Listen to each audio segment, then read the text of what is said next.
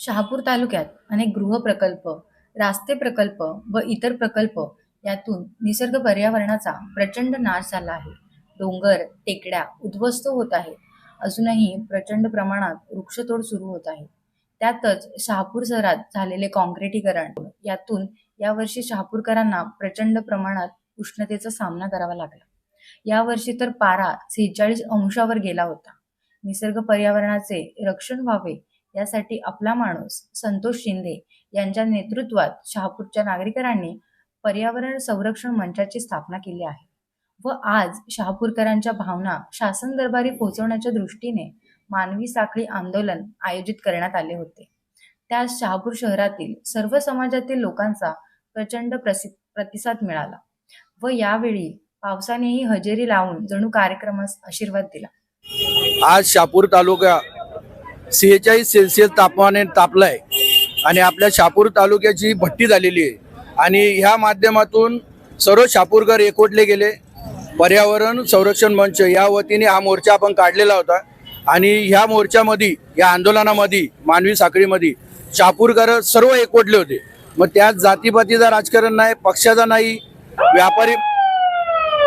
व्यापारी मंडळ असेल, आपली डॉक्टर असोसिएशन, वकील संघटना, श्रमजीवी संघटना, त्याच्यानंतर जेवढे काही मंडळ आपल्या शहापूरचे असतील, सामाजिक संस्था, सर्व पक्षाचे पदाधिकारी, नगरसेवक, म्हणजे मला वाटतं असं कोणी राहिलं. आणि जातीवादी भोरी समाजाला, मुस्लिम समाजाला, आपला हिंदू समाजाला, मारवाडी समाज, म्हणजे मला वाटते कोणी जात पात सर्व विसरून जे काय त्रास होतो तो सर्व शहापूरकरांना होतो. त्या निमित्त सर्वांनी एकत्र आले आणि ही एकजूट दाखवली. मला वाटते ही एकजूट लवकरच कलेक्टर साहेबांनी याच्यावरती विचार करावा शहापूर तालुक्यावरती आणि लवकरात लवकर संबंधित अधिकारी वर्गांची मीटिंग घ्यावी.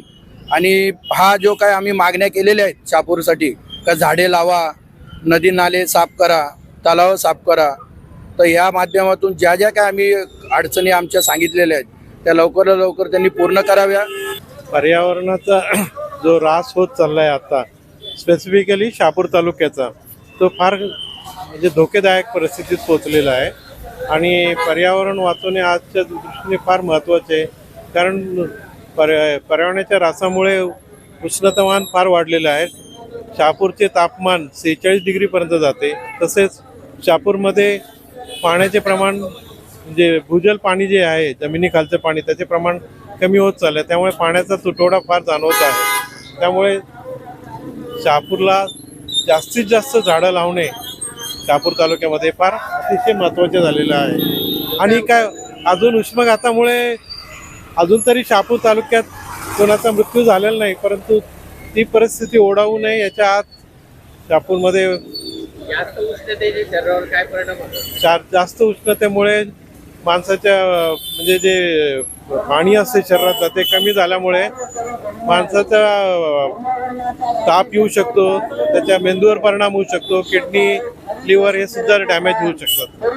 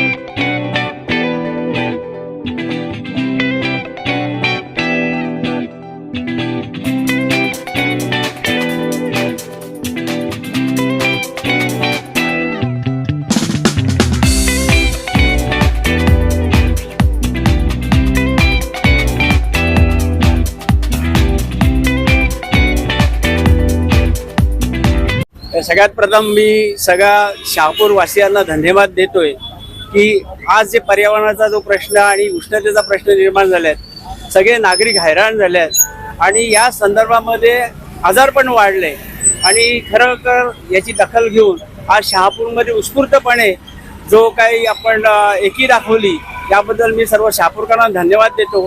आणि सगळ्यात निसर्गाने पण ह्या सगळ्या गोष्टीची दखल घेतली आणि त्यालाही असं वाटलं निसर्गाला की जे काय आपण करतोय ते योग्य करतोय, त्याच्यामुळे झाडे जगली पाहिजेत, लावली पाहिजेत आणि त्याचं संगोपन केलं पाहिजे.